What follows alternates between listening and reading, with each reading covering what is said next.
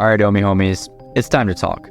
Is Omi going to die from here, or is it going to 10x? We're going to talk about all the pros and cons that I can think of in this one video. I'm going to talk about the bull case and the bear case. And let me warn you ahead of time. The bull case is very bullish. The bear case is very bearish. At the end of the video, I hope it contributes to your opinion, whether you think the token's going to go up or down. Of course, nothing in this video is financial advice. It's just speculation based on where Omi has been, where it could be going. I haven't covered Omi in a few months, and last time I covered it, it was literally just because I talked to Dogecoin Millionaire about his current investment in Omi, basically asking if he's still holding or not. If you want to check out that video, I'll link it up above. We met at a conference, just so happened to both be there.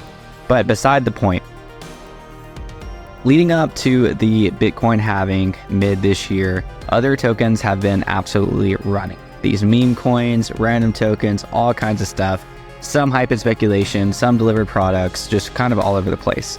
At the end of the day, with the Bitcoin ETF coming, that was bullish news for the crypto market. Yes, we're retracing right now, but myself and a lot of others believe that's just a temporary thing leading up to the halving.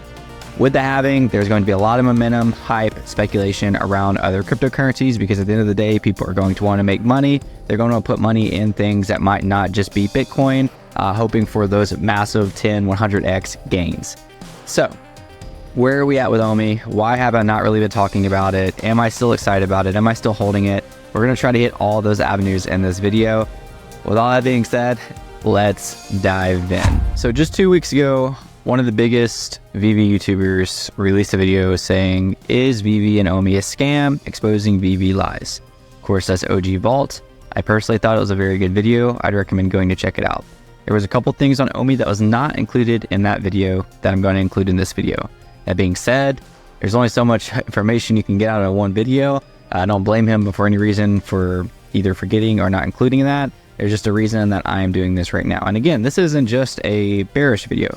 I'm going to end the video on a bullish note, so tune in with me because we have a lot to unpack.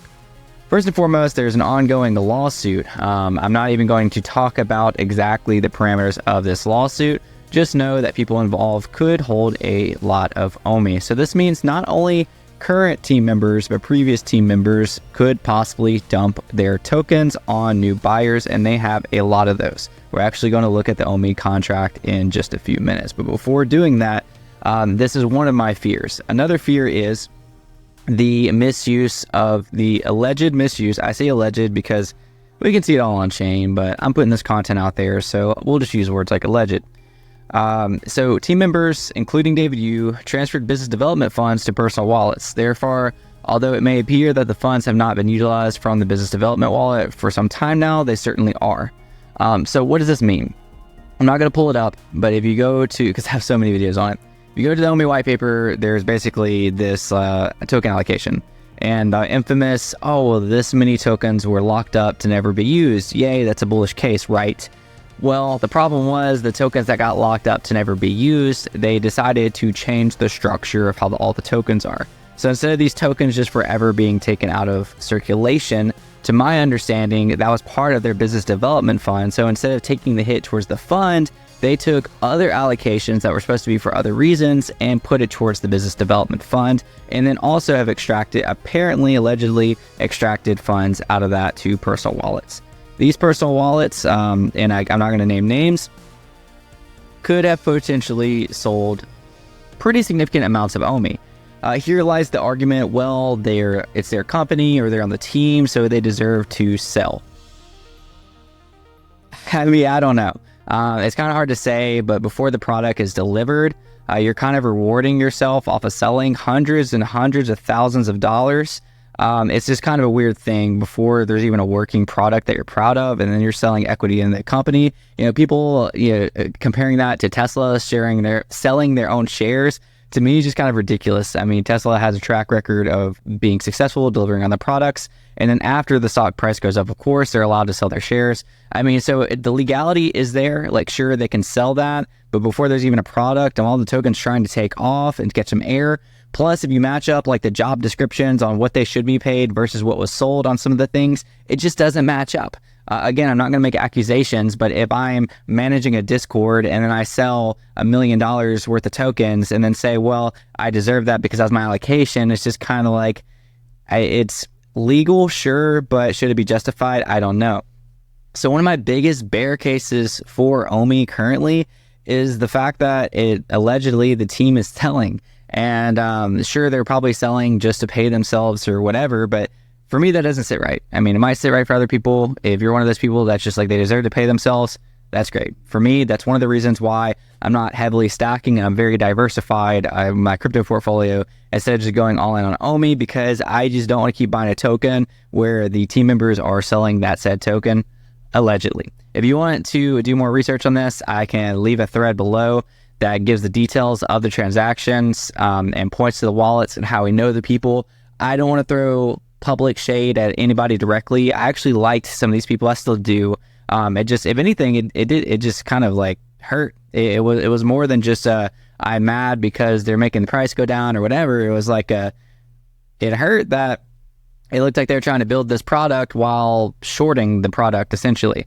So that's like one of my biggest bear cases for Omi. Okay, so the current page I'm on is the actual on-chain, the blockchain Omi token tracker. You know, if you see it above me, it says Omi token. And these are the holders I want to look at. So there's 24,000 holders, which is pretty good distribution as far as amount of holders go. Problem lies in these top 10 wallets. Now, some of these are exchanges. You can see Immutable X, OKX, Gate.io, and all that. Some of these are not exchanges, to my knowledge. Some of these are team allocations. And if you look at some of these numbers, I mean, the amount of people, or the amount of places that own over 1% of the supply is a little terrifying. It's no denial that there's a lot of whales in Omi. I mean, over 36 wallets have $500,000. 37 wallets have over $500,000 in Omi. I think it's like the top, what is it, 16 have over $1 million. And again, a lot of these are exchanges, so I don't want to point to all fingers all over the place. But there's definitely whales in here, and so we'll see how that sell pressure is. And there's the whole argument, you know, are whales good or bad for the token? In Omi's case, it seems like whales have really been keeping the token down in price. I wasn't meant to actually open the video with this, but just kind of looking at the chart, I'm not talking about technical analysis, I'm talking about where we've been and where we're at. Looking at the chart from, you know, we've been here since 2021, a lot of us, some of us 2020 and beyond, back in the Go Chain days. So Omi is at an excruciating number right now, 0.0006. That's pretty rough. We lost a lot of major advocates. It seems like a lot of the people who were really bullish on Omi are capitulating. Omi is down 95% from the all-time high. I want to highlight this for a second. I thought about this before making the video. One of the responses I see a lot of times is, oh, well, you know, these projects are down 80% from the all-time high. Once you get past like that 85%, there's a significant difference between like 85% and 95% in crypto. It's a lot harder to get from 85% to 95%. I mean, this is like a nearly like dead token range. I say that there's still actually a good amount of liquidity, a fair amount of volume and all that. So I'm not saying Omi's a dead token, but 95% is pretty rough. And I mean, of course, Bitcoin is hard. It's hard to compare anything to Bitcoin, but if you do look at Bitcoin all-time highs versus where it's at now, it's down like 37%, almost 40%. Again, that's like, it's a lot different than the 95 percentile. A lot of tokens you'll see in the top 10. I mean, we'll just pick a random one. I'm not even big on XRP. XRP is probably down a good bit. I would say like 85%, but I don't know much about it. Okay, so I was actually pretty close. XRP is down 82%. That's still a huge difference between 95%. I mean, it's almost impossible for a token to go down 100%, just to give you an idea, because not everybody's going to take out liquidity and there's no more liquidity to trade in. So 95% is like a borderline. It can get lower, but 95% is pretty rough. So with all that being said, that entire bear case, what in the world is the bull case for Omi? How is this thing ever going to recover, or is it forever just going to be in this hole with infinite sell pressure? The answer is pretty simple. If they deliver pretty much literally anything, I think that it has a ton of wiggle room, and I'm going to expand on that in just a minute. We've been hearing exchanges for years. We've been hearing utility for years. We've been hearing all these things. And the problem is, as I would expect, delivery on quite a few of those things by now. And no, it absolutely was not the fudders. That's another thing that just made me mad recently, was basically being gaslighted by a founder saying, oh, the reason the token hasn't been listed is because people are talking bad about the token. That's oh God, that's a whole different rant I'm not going to get into right now. Just know that's absolutely not true whatsoever. If you believe that's true, please come on my channel. I will debate anybody watching this video on that live. So feel free to comment below if you'd like to debate on that. But back to this, what's going to happen? So we got a message last night. Here it is. We got Randy basically just saying about how he poured, I think it was like $500,000 into Omi and where he's at now, where 2 is at. And ultimately, Randy has done a really good job at defending the token and kind of being the light amidst the bear market. You know, a lot of people don't like moon boys. That's what people consider Randy, and so other people, I don't even really like that term. But at the end of the day, I think that they're needed. Like, I think we need people like Randy, and how Foster was, but he's on the team now, so that doesn't really count anymore. And a couple other people. Like, we need those like overly optimistic people to kind of keep like some sentiment up, some life up. So shout out to Randy for that. I think he's done a great job. So Randy made a post. Jeremy basically said a lot of things I just said. We need to be listed on major exchanges, need to integrate the token meaningfully. This is huge. Okay, I want to highlight these next 2 parts as well. Do not underestimate how important Omi is to the VV ecosystem. In my opinion, if VV is the heart, Omi is the soul. Okay, so one of the companies I work for right now, I work full-time Web3, have been for 2 years. One of the companies actually has their own tokenomics guides where they evaluate tokens and companies. And one of the core values that I've learned from working for this company is, if the token isn't essential for the core ecosystem, then it's almost irrelevant. If you don't take that token out, to take that soul out, and then that company is left with nothing, then you probably don't need a token. And unfortunately, where we're at right now, the VV ecosystem is, if you took Omi out, it wouldn't matter. Wouldn't matter one bit. You could use VV all day long. You could love VV, have fun with it, collect on it. Would not hurt it one bit if it was extracted. So let's change that. They need to change that.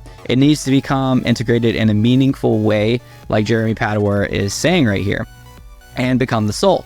So Ecomi responded, which I'm assuming is now Foster off the Ecomi account. If not, then I guess it's whoever has been running it. And basically saying heart and soul indeed. So that's just kind of like acceptance of like, we kind of get you. And here's a kicker. 24,000 views. Actions speak louder than words. Ironically written in words. Community has spoken and the team hears you. Announcements to come as utilities and features become available, and stay tuned. So I know this sounds super fickle, but this is my bull case. And it's not just because of that one post. This is how I feel like in general. Ecomi and VV has everything it needs to succeed, besides some hiccups along the way. They have a very strong community. They have token liquidity. They have a mobile app that they could actually integrate this in. They have a team. They have lawyers. They have a lot of structure and parameters to make this thing work. All they have to do is get people excited enough to actually be back on board. Because again, during the last few months, people have capitulated, and I do not blame them. They have said, we're done with this token. We're selling everything. You're not going to do anything else with this token, clearly, so we're out. So I think if they come back and they start not just doing announcements and utilities, start delivering just a little bit at a time, a little bit of integration, more than they already have with announcements and raffles and all this other stuff that's kind of more game theory in my opinion. I think that it's enough to spark the entire community, light a little trickle fire, and the whole thing just, you'll have this whole battle of fudders and moon boys or whatever, but you could have this whole strong core kind of advocating for you, making content around that and doing things. They also, that's another thing Ecomi has, is a ton of content creators, and communities like this have a ton of content creators. Don't need to take that for granted, because that's a ton of marketing and exposure. I just really think that the moon boys have taken a beating for too long, and hopefully in 2024 the tides are going to change. And as far as what side of that I'm on, If you watch my channel, I make a diversity of content. I have for a long time. There was a period where I made a lot of VV and Omi content, but I started off as a diverse content creator who covered all kinds of tokens and NFT projects because that's what I'm passionate about. That's where I work. I don't work for VV or Omi. That's not like what my life is surrounded in. My life is immersed in Web3. So I'm in all these different types of ecosystems. During Christmas, I did a video every single day on a different token or NFT project. My portfolio is expanded, so this isn't the like core value of mine. And it's something I know a lot about because I was here since February 2021. I was one of the first content creators making videos around this. I got excited and I got burned. But I'm still here for the community. I'm still here for the hope. And I'm still here until it literally does either die or 100x or whatever. I'm still here regardless. I'm pretty loyal when it comes to that, not to the team necessarily, but to the community because I met a lot of friends. It introduced me to Web3. VV was very much my gateway into Web3, so I'm forever thankful for that. I will continue to make VV and Omi content, bullish, bearish, whatever is going on at the time. How I truly feel. What you get out of this content, out of my channel, is the truth. It's okay if I never am able to feature somebody from the team on my channel ever again. That's just how it is. You have plenty of channels that already tell you what you want to hear. I hope that I gave you a good balance of both sides in this video. If you want a diverse range of content, be sure to check out that series I was talking about. Be sure to tune in to mine and Kyle's podcast that we do weekly from my channel to his channel. I still have my YouTube members up. I just did a giveaway of a NFT project that literally did like a 5x for those that won the giveaway. So check out my membership down below to support the channel if you like videos like this, and I'll see you guys next video.